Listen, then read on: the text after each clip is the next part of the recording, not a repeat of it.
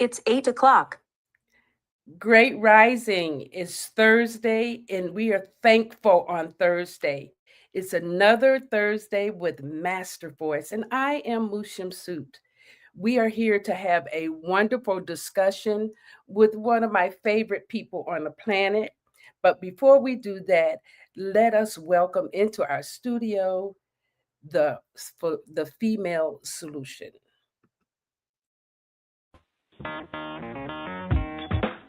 Women have the power to transform this world. We can end crime and violence if we all agree to do one thing: share.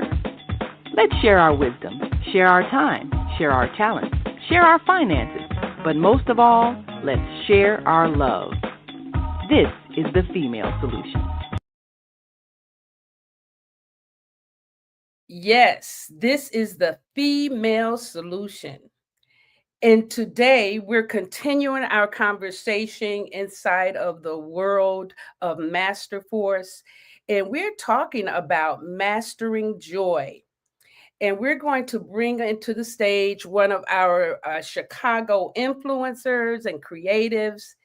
And let's bring in Forever Band. Great Rising, Forever Band. How are Hel- you? Hello, what's up? How you doing? I'm wonderful. Thank you for joining me. Of I course. understand you've been in the studio all night. Yes, yes. We got I got a random call. I mean, not a random call, but always like random text, and what you're doing. You're trying to slide up to the studio, see what Adam is doing, and then Right. yeah. So we go. Here you go. That's right. I guess that's part of the creative vibe at night, right? After midnight, the creative vibe gets high in the studio, right? And I just feel like it's just whenever you just gotta be. Sometimes even you just gotta be ready. Whenever opportunity comes, I feel like, especially like, if somebody wants to make content or make music or create anything, you just want to be ready. And I feel like I'm always, even if it's late or in the morning, I'm always ready to go. Wonderful. Well, let's let our audience get a little idea of who you are and what you do. So let's talk a little bit about your youth. All right. So this is your picture with your mommy. So we can let everybody know that you are my youngest son. And thank you so much for making time for me whenever I ask or when you can, because I know you can't always do that. So now tell me, what comes to mind when you look at this picture? Do you remember this picture? Yeah, I think this is 63rd Beach. And I remember going to 63rd Beach every day. My dad used to drum in the drum circle.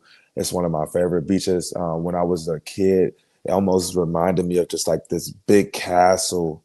And I remember I used to just climb and just use my imagination so much when I was here. This was a big part of me growing up. And my friends used to come with me, and we used to hide and seek and tag. And it was just a great place to be, and just for a kid to just run free of imagination. I don't know, like back then, it just reminded me of just like a castle. Being on the, I love the beach too. Yeah. Um, yeah, so that's really cool. But I think my favorite part about the beach is the energy of the water. Being in the water, being near the water, just seeing the horizon, knowing that there's this endless possibility. Yeah. So today we're talking about mastering joy, and one of the things that I appreciate about your generation, and I tend to call the group of people that you hang out with, I call you all the young master geniuses, because your group has been able to um, kind of live through the challenges that your parents presented for you and create something else. Can you speak a little bit about that? Is there something in there for you in the Um, young master geniuses? Why that would be an important thing?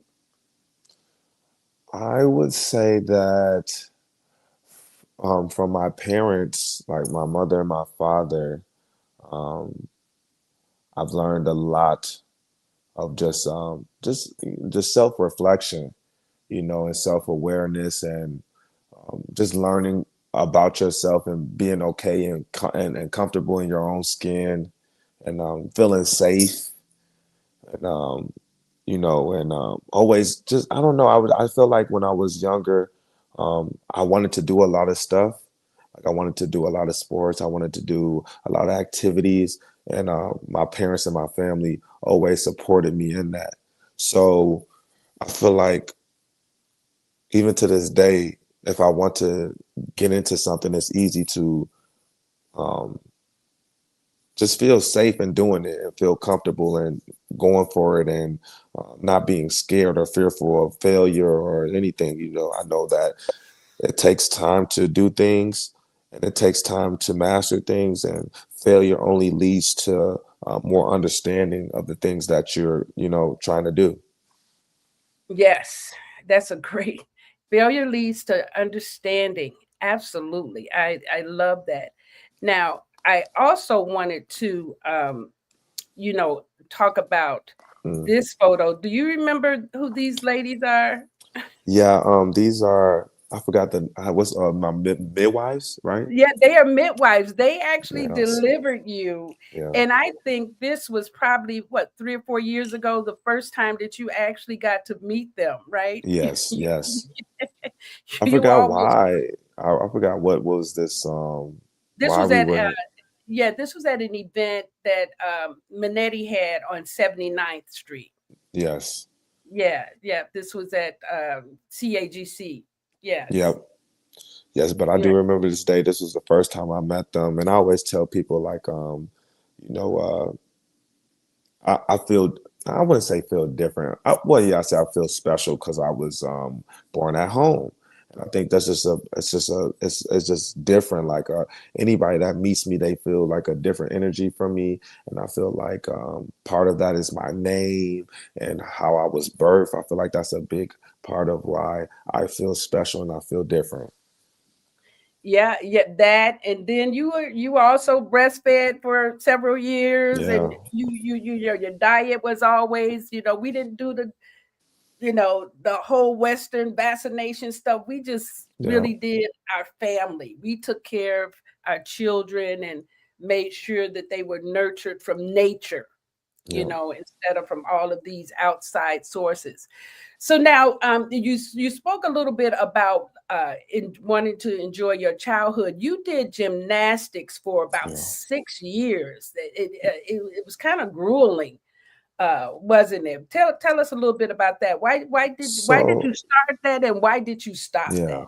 So I remember I started gymnastics because when my first day at my new school, NKO, because before that I was homeschooled, but the first day of my second grade, I remember I was in the park at recess, and one of my friends, Kivante, he was like flipping, and everybody was like, "Ooh, ah." I was like, "Oh my God, I gotta learn how to flip. Like this man is getting all the attention." And I asked him like, where did he learn how to flip? And he told me like, the gymnastics program, and I instantly signed up. Yeah, and you excelled at that too. You did really well at Yeah, gymnastics. no, yeah. So like off the rip, I remember like when I saw like he was already, so you got to think about this. He already was flipping, back flipping, and all type of stuff. Him and my friend Jaquan, Kivante and Jaquan. And when I went for one summer, and and then I instantly went on the same level as them. Right. Well, that was one of the things I like to tell people too, is that when you were born, we did your astrological chart. And in that chart, it literally said that you were going to be an extraordinary, or you were going to have extraordinary athletic ability. Yeah. And, that goes across the board, doesn't it? Seem like everything that you do is, I mean, even to this day, like I always surprise people. Cause like in the gym, I'm just like I can lift over 400 pounds, squatting, deadlifting. I could chest press, it's like it's ridiculous. Like my shoulder press, like I always surprise people because I don't necessarily look like I can lift the weight that I can, but you can see that I am strong. But when people see that I can lift the amount of weight they like, oh my God, like, like they like literally say I'm like a freak of nature. Yeah, well, that and some of the other things that you do. But while I still want to stay in the youth. You were Yeah. also homeschooled for a while. How do Yes. you think that homeschooling affected you as far as growing up? Let's see. You know what? I did enjoy homeschool. I enjoyed like the field trips and just the like connection I had with my mom and just learning. Um, I don't know necessarily know how it affected me, but I do remember um I remember like missing, I don't know if that's the right word, but missing like not being like being with other kids. But Mm-hmm. but I did enjoy the field trips and the freedom and you know, eating lunch at your home. Like, come on, like all of that stuff, like those were all pros. I feel like the only cons I felt was like I wasn't around other kids. Right. And then let me ask you this. When you actually did go participate with, because you went to NKO, do you remember Yes, going to NKO? yes. Yes. And now, when you went from homeschool to NKO, how was that? Was that a better fit for you? Did you feel more comfortable at that time? Yeah, I mean, so when I went to NKO, like I went through um I called them cousins. So I went through my cousin. I knew a friend, but I called them cousins, Jairus and Damon. So I felt like I already knew people when I was there. So when I got to NKO, I already had a couple people that I could hang out with. So I didn't feel like lonely, if that's the word. Like I instantly felt like I was a part of somebody, and they introduced me to people. They introduced me to kids. I adapted and got friends really quickly, and that's what I wanted. I wanted to, when at recess, to play and you know and to conversate with other kids. And so I think that was more fitting for me because I'm just like a social person. I've always been since I was a kid. But now when we're talking, we're having a conversation about mastering joy. Why do you think that's an important part of what you all tend to do and what you're expressing inside of your social media content these days? I think I like the word joy, but I would say I usually say fun. Like having fun is like a big currency, like or entertainment. Period. Like you pay to go to the movies, or you pay for a Netflix subscription, or you you know you pay for these different. Or you pay to go to a club or to buy drinks or anything. I feel like if you can embody fun and like people want to see you and people want to invest in you and people want you around, like it's a whole currency because like I feel like in life, um they use this quote, life be lifing. It's my favorite quote. Like I'd be like, life be lifing. And what that means is life sometimes throws like these big punches at you, and you know, a lot of people are just getting knocked out back and forth, boom boom boom. And so when they do see people, what, not to toot my own horn, but when they do see people like us, for those split seconds on Instagram, it's like they can forget about, you know, all the life that be lifing. And to me, I think that's just so much currency and that's just so much energy. Like there's so many people that DM me like, oh my God, you don't know how much I needed this video, or oh my God, thank you so much for posting. Like, oh my God, thank you so much for posting so much. I love seeing you. You bring a smile on my face. You don't know how much. Like you get these really deep messages from people and you start understanding like um, what your joy and what your fun and your silliness or your um, lack of I wouldn't say lack of, but we don't care about people judging us, or Yes. we don't care about people laughing at us. Like, we actually want you to laugh at us, because laughter, can change your whole vibration. It does change your whole Yeah. vibration. So yeah, As much as sometimes when I look at your videos, I say, I can't even like this because, yeah, it's yeah, so, but then I have to like it because I'm cracking up. I'm yeah, laughing and I'm yeah, reading. I always go to the comment section. yeah, Oh, and I love what people say. yeah. And I remember this happened this summer when I Show Speed came to Chicago, Yes, and I happened to be on Instagram, and here you are with Bond the Cowboy, yes, Damn Killer, and yeah. you on horses down on. Tell me about whose idea was that? And what's his name? Suave from where's Suave from? So I'm glad you said that. So Suave is from New York, and that was his idea. So it was Suave idea. He was like, and he didn't even know that we had any connection to horses. He was just like, and Suave, first of all, I just want to talk about Suave for a second. This man is like 23 years old, but he's like a social media genius. Like, literally, I can't even, like, he's a social media genius. But he literally called us and he was like, yo, it would be dope if we could if we pulled up on speed on horses. And we was like, okay, bet, we got it. And he was like, what, you for real? Like, we like, yeah, yeah, I will, we'll get him. And then boom. So that was that idea. That was like that. Like, he said the idea, and we instantly got on the horses. And obviously, well, I don't know if I should, but the speed thing, yeah. So we pulled up on the Yeah, horses, and yeah.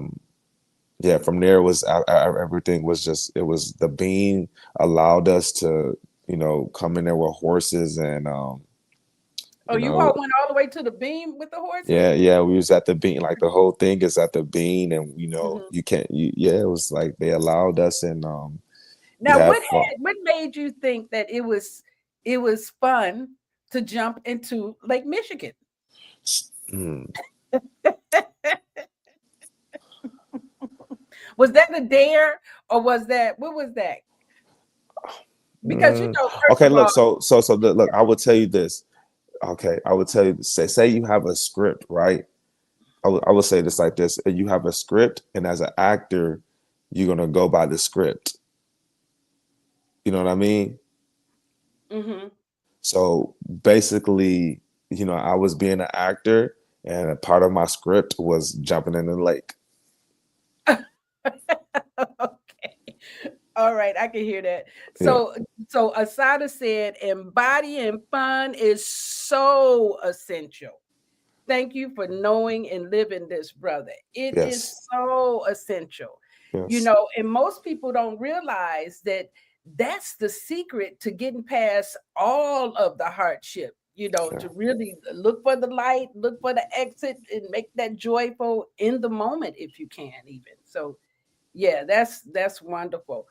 And so you jumping in the water was part of the script, but fun as well. yeah. I mean, all of this is, you know, content. I would say content creating. Like, I haven't had.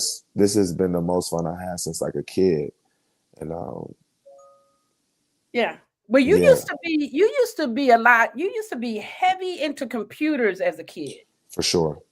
And matter of fact, I believe you had your own computer at 18 months because your father built you one. He built computers during that time, and everybody had their computer, and you wanted to have yours too. So Yeah, you could do you remember your rabbit? Remember the math programs with your big mouse you used to have? I think I do. I remember something like that. Like, I kind of do, low key. Yeah, Yeah. And I remember your principal, the director of your school, calling me and yeah, telling me, Miss Stewart, will you tell your son to stop hacking our computers? yeah. So the funny thing about that,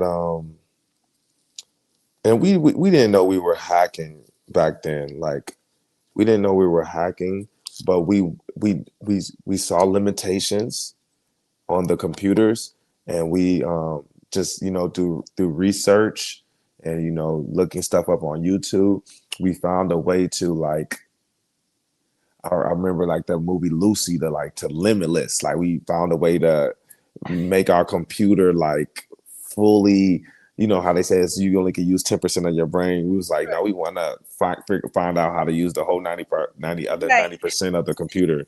So right. yeah, we found a way, and then we told everybody how to do it, and then it was like, and it was usually like it was like it was for like games Yeah, and yeah. like In Photoshops, you all wanted to do the graphic yeah, design. graphic, yeah. So it was a lot of like yeah, because we love to take photos and then like remix them and then put them on Facebook, like the best, who has the best designs. So we needed like Photoshop, and we needed with photo booth, and it was a lot because for the games it was a lot. I Yeah, remember we wanted to like play Halo. It was a really good game. And then like and we were like superheroes at the school for like figuring out that stuff. So it was really a cool moment. yeah. But you guys caused so much havoc for Yeah, yeah. No, Mr. for sure. Mr. Yeah. Washington Because it's and like they couldn't do anything. We every time they tried to like lock it, we found a way around it. So yeah, that was it. And so so now that's still a high level of creativity, but you guys do everything on your phones now. yeah, well, I mean, we film it, edit it, chop it up, put it up. Wow. Yeah. That's, Right yeah, there on the spot too. So I post about like 15 times a day, and we do everything right then and there. We come up with the skits on our own, of course. Come up with um, all of the content. I mean, obviously, sometimes we help each other out. Like I said, Suave is a genius. Oh, you should do this, or a damn killer, my collaborator. He'll say, oh, you should do this, or I'll tell him he should do this because I'm, a creative director for both of them as well, and for a lot of my friends. And oh, you should do this, you do this. So we feed each other ideas, and we bounce back on ideas, and we come up with our own concepts, and then we film it, edit it, and then upload it right there in real time. that's amazing. Yeah. Now, as for the last part of your Yes. youth, I want to talk about the Egypt trip. Yes. Yes. How was that Egypt trip? Was that a significant part of your experience as a young person, or was it just something to do?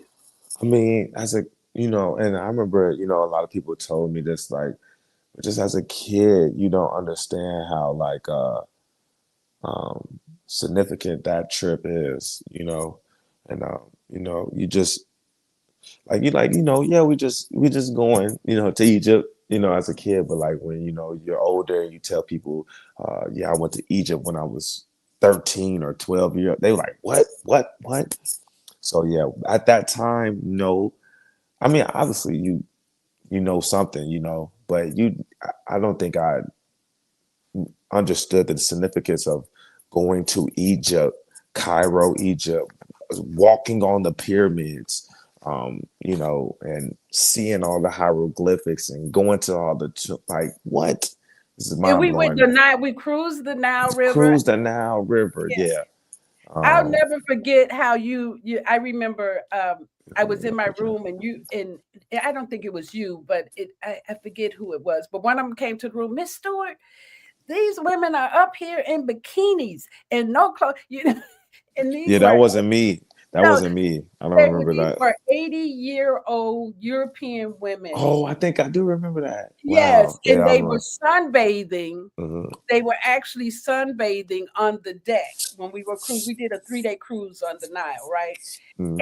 And the Europe they could not understand why someone who didn't have a slim body would wear a bikini. Yeah. And I had to explain to them that the whole part of the bikini is to be able to get more sun into your body. Yeah. It's not for fashion. Yeah. But they were having a fit about that. They said, but they shouldn't look like that in bikinis, I think. So that was one of my fun parts about that trip. I really enjoyed being with everybody and Miss Legobrin, my roommate. So Yeah, Miss Legault, yes. Yeah, that's probably something we should probably take that trip again now that you're older, and Yeah, have for sure. I mean, I've been to Africa a few times. recently, Yeah, yeah, yeah, but yeah, Cairo, Egypt is probably I probably do need to go back there. It was a lot. I remember like that was like the first time hearing the prayers out loud. Oh yeah, my God, while you're sleeping and oh man, it was amazing. It's like I still to this day like to listen to stuff when I sleep, even if yeah, it's my binaural or monaural or just affirmations. And that's kind of like that same thing that they, hear when they're in Egypt. It's always like it's crazy, yeah, you know. exactly. I know the other skill that you guys learned while you were there was negotiating. Oh yeah, yeah, that was You fun. remember? You Yeah, negotiating for Yeah, sure. I remember every time I got ready to buy something, I said, "Come over here and You talk to know, the guy." You guys, you would talk. And after that, I think you guys started negotiating everything. Then you it was just like I never say mean, full price. yeah, and even to this day, like you go to New York. And I remember my homie Suave, like, cause I was about to pay for like some our toys for like I think they were charging like $6. And I'm about to be like, I'm like, oh, it's New York. And then Suave was like, heck no. It was like Aki. He's like, man, like, how about $3? And I'm like, oh my God, this mess like no way. And then he's like, yeah. He's like, no, how about two? And then Suave got it all the way down to $2. I was like, oh, like they was about to get me like on some tourist stuff. That was funny though to see Suave do that. Yeah. Zelda says, "Grand Rising. We all need to take that trip. Can we Seriously, say girls trip for the females? Oh yeah, yeah, educate.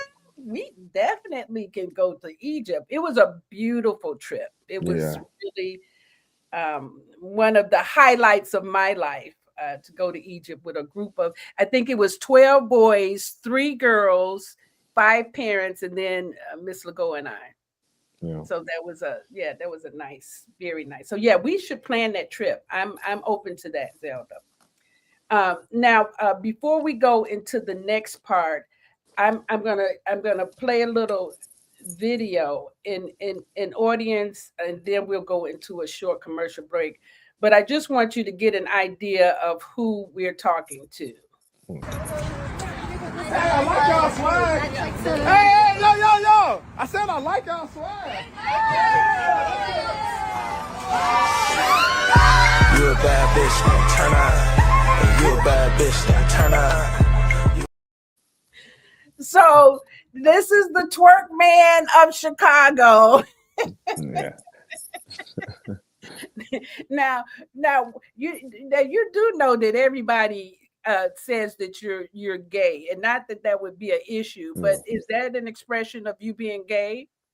Mm, so I don't I would say no, but I would say so I was and so look, so I tell people that I was on the drill team at about I Yes. think I joined the drill team about and not only that, gymnastics too. So how about this? Okay, I'll start from here. I joined the drill team at 8 years old, and part of our routine was bobbing our back. It's a picture on Facebook of me and Ellis in McCaskill House, literally, basically twerking. Okay. And I remember I remember I want to find that picture to show people like, bro, we've been like that was in our routine. And then, in gymnastics, bro, I used to have to do full splits and leotards. Yeah. So I mean, and then I remember even growing up when I was in grammar school, like I used to like skinny jeans, and people used to be like, I'm gay for liking to wear skinny jeans or anything like that, or any. I remember I would like leopard shoes, but I think um, gay is like it should be strictly like if you are interested in the same sex. You feel me? When you start limiting Self-expression. self-expression, it's a lot of men out here that are just like missing out on a lot of stuff because they think, oh, they might look at me as gay. Hmm. Yeah. So, and that could be from anything like just giving your friend a hug or crying or anything like that. Like it's crazy. Wonderful. Let's take a short commercial break. And when we come back, we will continue our conversation with Forever Band. Soulful Chicago Black History Book Fair. Hey family, this is Charles Humphrey of MCH Publishing, and I'm here with Asada, and we at the Soulful Chicago Book what? This is the Soulful Chicago Black History Book Fair, slamming. We getting down in Hyde Park. Just run it down, my sister. Just tell us, for the people, a little bit about what we're doing here today and why. This is the Soulful Chicago Black History Book Fair, and this month is very important. I feel like we don't give it the type of recognition that it needs. But beyond that, I do all things literary, and we have so many ancestors that have taken a tradition of writing and done great things. Well, we have those of us that are carrying on that tradition, and nobody knows about them until now. So the Soulful Chicago Black History Book Fair is allowing us to tell our stories according to ourselves for our own benefit. And it's just beautiful. I mean, she could have been here today if you wasn't here, but if you were, it would have been amazing. People came in consistently, children, and we have children's authors, we have nonfiction authors, we have fiction authors. This is really good, and it's about taking our own power in our own hands and doing what we do on the literary tip, though. Right. I gotta work, but I can't help it. Everything going too smooth. Now I just about bring my African shit like this. Bring in the African shit.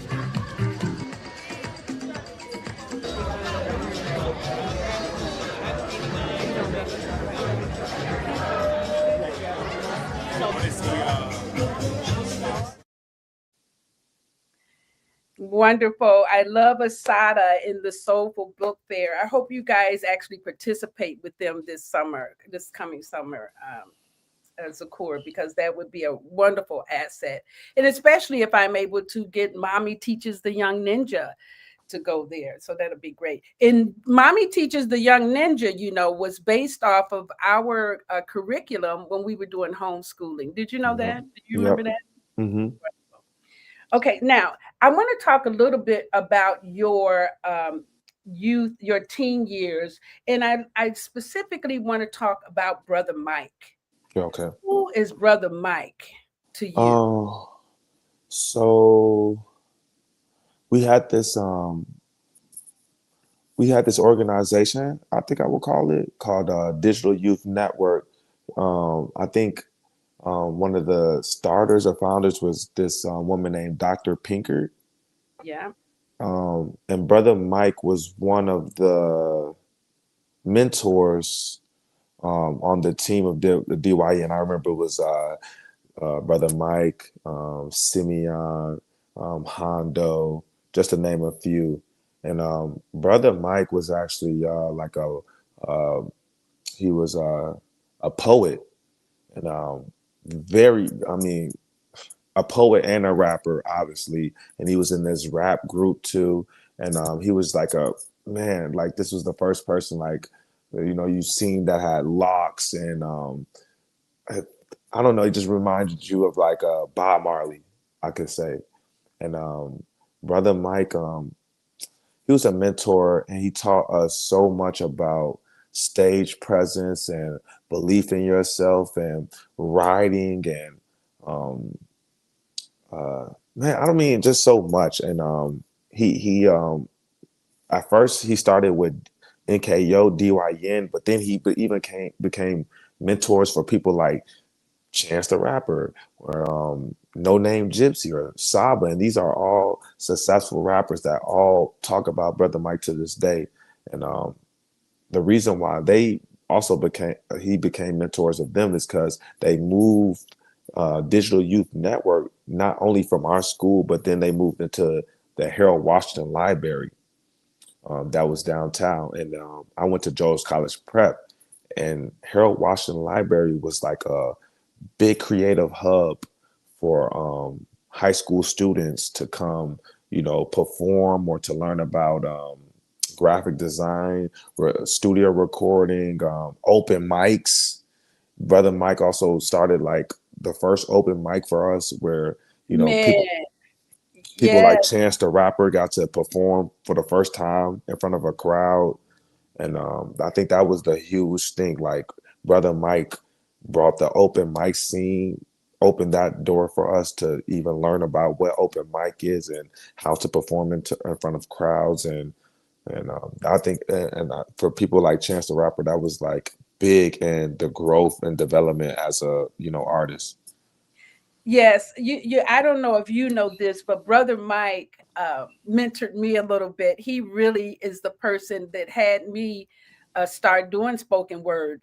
There was Yeah. an event at the Little Black Pearl workshop, Yep. and he asked me if I would perform one of my poems, and I did, and I was I was excited and scared at the same time. But I'm glad that he had me do that because it really did make me. Um, the self-expression is so important because I tend to be one of those adults too that would probably suppress myself or hold myself back, being more concerned. Of course, as I've gotten older, I'm less concerned. But to watch the way that you all actually use the knowledge that he shared with you, and not only that, the cohesiveness of your tribe. Yeah. I mean, all of you are in some form of creative self-expression. And what most of us don't realize is that our greatest gift is our creativity. Not necessarily doing a job for somebody, not necessarily thinking where the dollars are coming from, but really expressing ourselves through our art, through our writings, through our body movements, whatever that is. So thank you for even, honoring still, Brother Mike. Yeah. Yeah, that's huge. And DYN and Dr. Pinker. Yeah, Doctor. Yeah. So now I wanted to talk about, you were raised as a vegetarian, but then I think in high school, did you become a vegan in high school or after? No, in high school I started eating meat like my freshman year. I remember I was raised as a vegetarian, and then my freshman year I wanted to start eating meat, and You then wanted about hamburgers and chicken. yeah, Harold's. yeah. I remember like I think the first meat product I ate as in high school was like a McChicken from McDonald's, and yeah, I think I maybe till around hmm, maybe till around 20 or 21. So from about 14 to like 21 or 20, I was eating meat. Wow. Yeah. And And then I remember you had some kind of an awakening about meat. What was it that made you realize? so it was like I had awakened about a lot of things. So I remember I went on this trip with my friend Taylor, my homie Thilo, and my homie Taylor's partner K Cash. Um, and we went to Wisconsin, and we went to this cabin, and we was at this water park, and we were off of like we were like off of drugs basically, and champagne, and we was just eating, and when you get high, people you get so high that after the drugs wear off, you hit this rock bottom, and I remember I was starting to hit this rock bottom on the way back to Chicago. And by the time I got home, I felt really sick, and I was so nauseous. I was throwing up. I couldn't even sleep in my own room. So I set up this tent outside because I needed fresh air because I just kept throwing up. I kept throwing up. So I set this tent up in my backyard, and I just stayed there for like 2 to 3 days. And I felt so sick that I was like, whatever just made me that sick, I'm never doing again for the rest of my life. And that included like drugs, and of course eating meat. Wow. Yeah, that was. I can't imagine your dad. You were in the backyard of your dad's house. This was. Yeah. Mm-hmm. Was he concerned about you? Yeah, I mean, of course, I mean, he's seen that I was sick. I mean, but I mean, I wasn't like I knew how to hide stuff. So like he knew I was sick, but he didn't know why I was sick, or he didn't know the severity of the sick of like how I felt.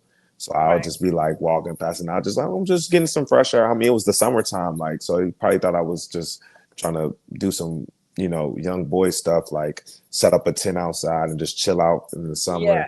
Yeah. Yeah. Very cool. Now, I know that Considerate things too. haven't always been easy for you. There was a period of time where you did some crazy things and you ended up being arrested. Yeah. Now, was that during a time when you were still on doing drugs or experiencing drugs and drinking and all of that too? Yeah, this was actually before that awakening moment. So I got arrested before that Okay.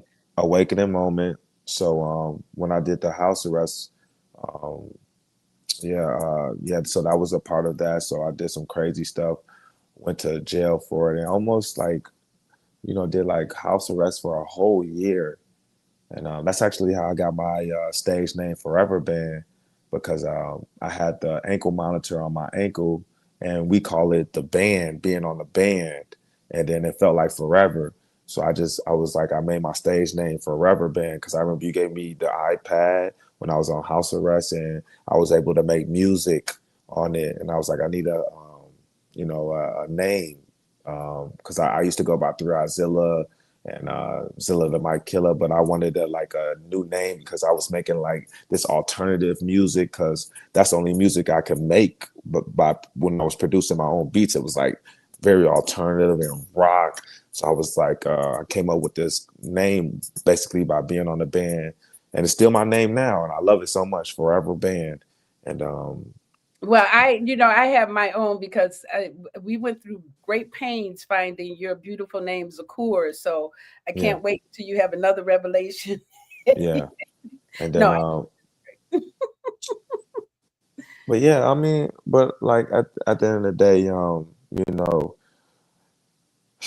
that tough time of going through that time, like I said, it even I got my stage name, and I started producing music. I wasn't producing before that, and I during that time I found out that I can make music by myself, and I made a whole tape called iPad Music, and a lot of people love that music to this day. Like, it's on my SoundCloud, and when people find out that I made that music, or they like, oh my God, you were like ahead of your time, and all type of stuff. So I mean, it's a double-edged sword when it comes to those moments, because I remember so many how much pain I felt, but it was a lot of revelations that came out of that, and a lot of self-reflection, and a lot of you know, um, abilities and belief. I was like, I knew I could be a major entertainer or a major artist, and I knew I could creatively um, curate my own aesthetic. You know what I'm mhm. saying? Yeah. Yeah, yeah. I love that, and I remember when you when you were arrested, I sent you two books. Yeah. Oh, yeah. I remember that too. I I think one was. of them, yeah, The Biology of Belief Mhm. by Bruce Lipton, and I think The Power of Your Subconscious Mind. Did I send you The Power of Your Yes. Yeah. Yes. And I told you, I said, if you got yourself in there, you're gonna have You to can get get this yourself stuff out out. because I'm Yep. I not remember putting my that. money in that system. I said, you were not raised like that. So if this is about street credit, you on your own. But I showed up for Uh, court every yeah. time. Yes, you Yeah, did. yeah. But that's really um, demonstrating your ability, your resilience to go through these strong times or these challenging times, and then you end up producing things like, now tell us about this experience. Yeah, this was okay, so that was so oh yeah, this was an artist Superboy's music video, and I got casted as an actor for Mm, this music video. So this artist right there, that's in the suit that you see in the back right there, even though it's blurry because the yes. focus is on me, he was the main artist, and he was just like beating me up. But like as he was beating me up, it was like this gold like it was like gold blood splattering and everything, and I was just smiling like you can't do nothing, like that doesn't hurt me. It was such a good video too. It was a really good video, but like that was super cool. It was directed by this director Danny Farber. I remember Danny Farber too. He directed that video, and he's like he directs like real TV shows and movies now too. So that was cool. It's like my first experience in like it was Cinema Space over there on 14th and Western. It was this big production, and it was, you know, they had this big team and makeup and artists. It was one of my first time like going through all of that. Well, that makes me want to shout out to Miss Chapman for all of your theatrical experience, because I think you started with her, and then Heather Robinson. Heather had you in the Heather. Wiz. Both of them. That's actually amazing. And then what about this photo? What is this from? That's in that so you know in Hyde Park, right behind the Museum of Science and Industry. It's like this little I don't know what it's called, but it's like a Chinese park. The Japanese gardens, the Japanese garden. So that's right there in that waterfall. And my homie, one of my friends, Brooklyn Willer, took this photo. Oh, Brooklyn, he's a wonderful photographer. A really good photographer. He took this photo, and I was just like, I'm about to get in this water because I want to get my like sexy on, and we just took this photo right here, and it's a really good photo too. It's a great photo. I love how you were able to maintain your facial expression. Exactly. That was really cool. And then is this that same day? Same day, and this same person that took this photo as well. This is a really good photo too. It's just like nature, and you could just look like my body looks, even though I wasn't as strong as I am, but you could see like I still look strong, and you know I'm looking up, and my facial features and the green and the rock and the blue, it just looks really good. This was at where was Prince born? Minneapolis. This was Minnesota. This was in Minnesota at a festival, and I was performing with Taylor Bennett at this festival, and I met a lot of artists there too. I met like Doja Cat and Trippie Redd, and this was fun. But this was me performing at that festival in Minnesota. Excellent. Where is this? This is one of my favorites. Yeah, this was on tour. I think this was in like Utah. And I was on tour with Taylor Bennett, really my Chance the Rapper's little brother. He took me on tour like right after I got on house arrest and stuff like that. And this was in Utah, and I got to open up for Taylor. And this is me like I like got off stage and went into the crowd to perform. And as you can see, everybody was crowding around me and the lights, and it was just performing, doing what I do. Yeah, that's cool. And this was at was Auntie Patty house? Auntie Renee. Auntie Renee's house. This was I think either right after I came from Detroit. I have the what is this? Oh yeah, I got the Chance the Rapper album T-shirt on. Oh yeah, big day. Yeah, and this was me in a tree, Auntie Renee's house. I remember that. Yeah. So now tell me what is it as far as you being a social influencer, and I see a lot of Instagram with you and Adam Killer.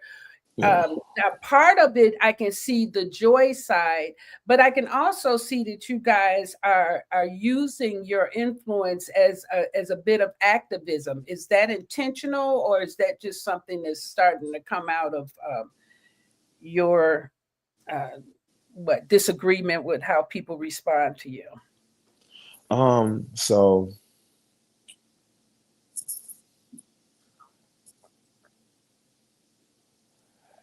So we, I don't think that we.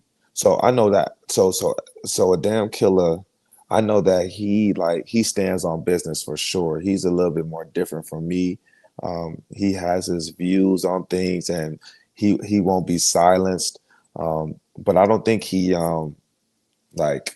directly like, oh, this is like I'm doing this for activism. I think, you know, he does the content that he does and comes up with like he's a rebel. So I remember like the first like he did like Arrest Me Daddies because like the police was like saying something and was being rude and he was just like arrest me daddy like on some like funny but like on some like fuck you type shit. I mean, excuse my language. But and then it turned into a thing where like we he started doing that to like National Guard and police, and like I started twerking in National Guard and police, and every time we did it, like they would flee the scene, like they would just be running. So people were like, wait, is this how we get rid of the police? Is this how we get like they like, oh my God, we found out how to do it. Like, you know, we just all we have to do is just like dance and twerk and we can get them off the block completely. So like Oh, so that's what that will eradicate the police to twerk and to spin. Yeah, Okay. and then we end up in newspapers and shit. Like they called us like the National Guard, kryptonite, all type of shit. Excuse my language. Yeah. I'm gonna put some soap over there in a few minutes. Yeah. So now you actually have your number one first time appearance. Well, not appearance, but your headline show. Yeah. Yep. So I have my from all the social media and just like I'm getting more and more like known in the city and all over. Actually, really all over the world right now which is crazy. Like people all over the world know me, and I got to see that too because I was just on tour with Chance the Rapper, and we were going to different cities, and I would just be walking. They'd be like, "Oh, you're the guy from Instagram," or like people would be showing up to my hotel, or people would DM me like, "Where are you at in my city?" or whatever. But you know, as I keep doing social media, more people know about me. So like people are reaching out to me to do shows, and House of Blues reached out to me to headline. You know, House of Blues on November 21st. And I was like, of course I'll do it. You know what I'm saying? And I've been, you know, selling tickets hand in hand to all the fans. And, you know, I think we're going to pack it. It's going to be sold out. Like I'm already knowing like it's going to be like, you're going to see videos of it and it's going to be crowded. It's going to be jumping. So, you know, I'm really excited. It's my first headline show. And I've been doing music for like 15 years. And it just feels good to like,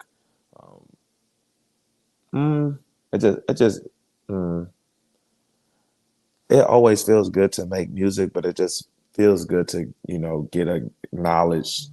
Oh, excuse me. It feels good to get acknowledged for the work, you know, that you put in.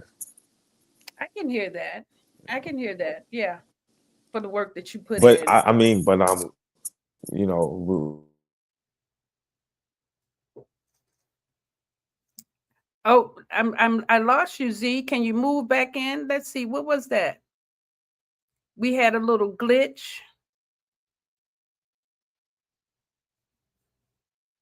Oh, let me give Forever Band a chance to recover. I'm not sure what happened to his feed. It looks like he is frozen, but we have been having a wonderful discussion about mastering joy. And it has come from our young master geniuses really giving us an example of coming together with their tribe and producing, supporting each other as creatives and coaching one another and actually giving each other a chance to demonstrate who they are. You know, oh, I said chance, right? That was a Freudian slipper. But actually providing an opportunity for all of them to showcase their skills. And I love the whole tribe. Thilo he's a great teacher and artist. He actually is a professor at the Florence School of Art. I think he's still there, but he's in Italy and has been there for a while now. And I know that they go out and visit him. And okay, let's see. Forever Band is coming back. Let's see. I apologize. Oh my God. No, that's okay. We're here now. Okay. We're here now. So we're down to the last few minutes of the show, so it's okay. So I was just giving a shout out to your tribe. I was just mentioning Thelo, Yes. being now, is he still at the Florence School of Art? No, he been Or graduated. He actually he used to be a teacher there like 2 years yeah, ago. so now but now he just sells his art, and he does design too, doesn't he? Clothing design. He has Yeah, a clothing design. he has a brand, Thelonious Stokes clothing brand. He called himself a, a performance athlete. I think that's what he calls himself, a performance athlete, and he's a well-known oil painter. Wonderful. And then now also there's Minto. Minto was one of your first managers. Yeah, And Mento is still working with me. He actually works for Taylor Bennett, and he manages Taylor Bennett and Chance the Rapper, and another artist called Kwame. And man, I'm just so proud of him. He works so hard. He's one of the hardest working people that I'm around right now. and then one of my other favorites, I know everybody's my favorite, Swain. Yeah, Swain, the artist. Swain is Yeah. Swain is just super talented and one of the most detailed. He's up there with Thelonious when it comes to like detail and mastering their craft. Like him and Thelonious have like studied and researched and spent hours and hours um, mastering their craft, and both of them are just like with craft. Like their craftsmanship is just superb. Like they're like that. Yeah. And then of course my brother King, of course, my Capricorn brother King. Oh, what is that? What is that last name? Is Taylor Bennett. Oh, your sound is really messing up, dude.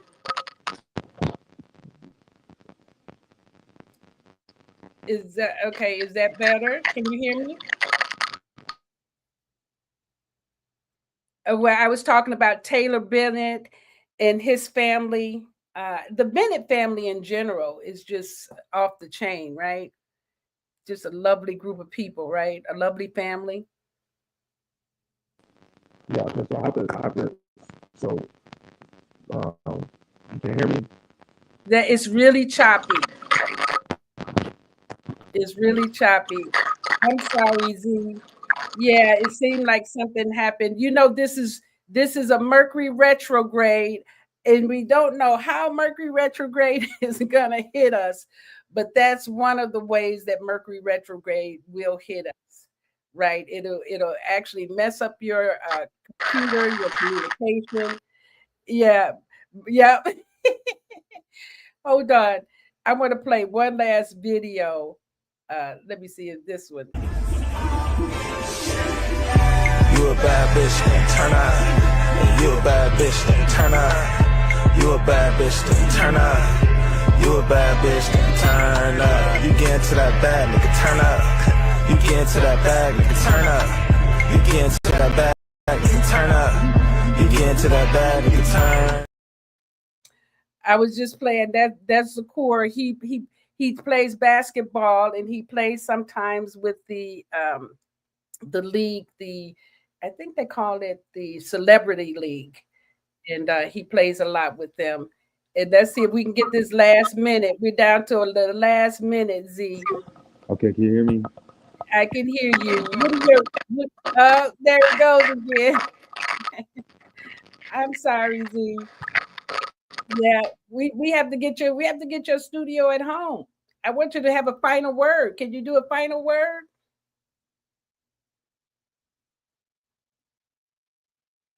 Can you hear me? What's your final word?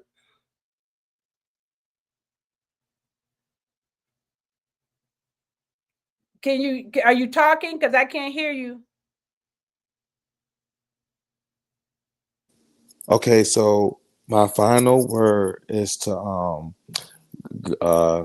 just my final word is that thank you to my mother, and my mother is an amazing person, and the reason why a lot of the of what I've am doing is because of the openness and the love that my mother has put into me, and she's just instilled like fearlessness into me, and I always feel safe.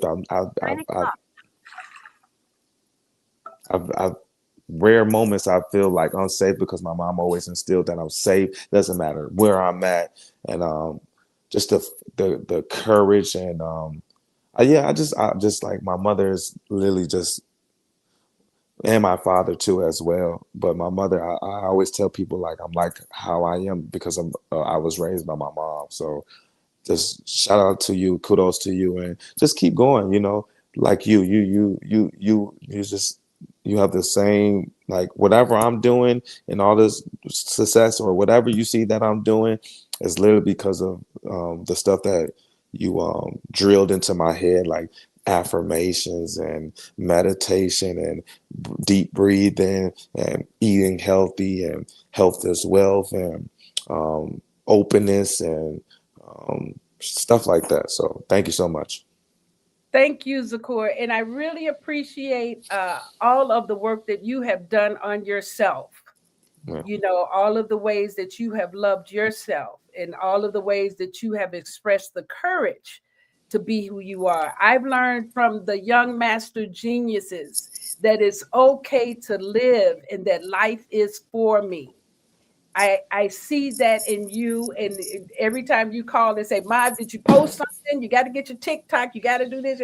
I'm gonna catch up one day. But You guys have been a great example of that. So thank you so much, and I hope you'll come back again.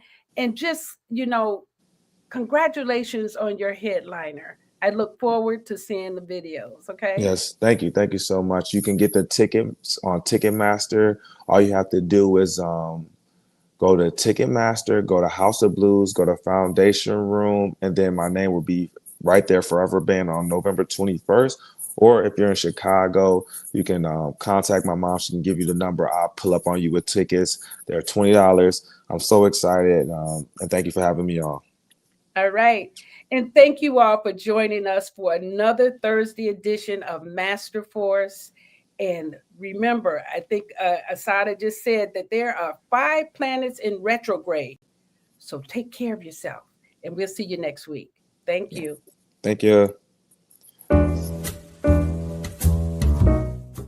We've come to the end of our show today. If you missed any broadcasts, go to our website for the audio and video archives at www.thefemalesolution.com. On behalf of our team of radio hosts, I'd like to thank all of you who participated in today's discussions. And to our global family joining us from all around the world, we say thank you. To our family in China, xie xie. India, dhanyavad. Japan, arigato. Korea, kamsamnida. Russia, spasiba. Germany, danke. Poland, dziękuję. France, merci. Spain, gracias. Italy, grazie. Egypt, shukran. Ghana, madasi. Nigeria, eshe. South Africa, Ngiyabonga. Senegal, Jaref. Kenya, Asante. Israel, Toda. Pakistan, Shukriya. Afghanistan, Tashakur. Saudi Arabia and Palestine, Shukran. Assalamu alaikum wa rahmatullahi wa barakatuhu. Thank you, and may peace be upon you and the mercy of God and God's blessings.